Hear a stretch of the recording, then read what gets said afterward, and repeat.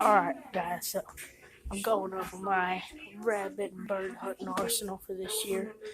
I got my Ruger Blackhawk Elite pellet gun here. It's got the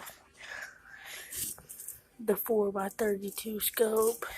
It's 4,000 feet per second. Here's just a little old Red Ryder. Yeah, that thing's old as dirt.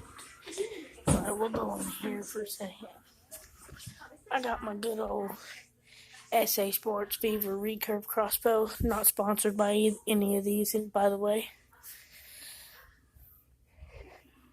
Got the 4x32 scope. It's got the I don't know how to say the reticle, but it's one with the lines and whatnot. It's got those lines on it.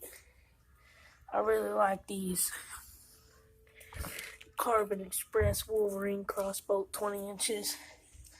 Got the Muzzy broadheads on there.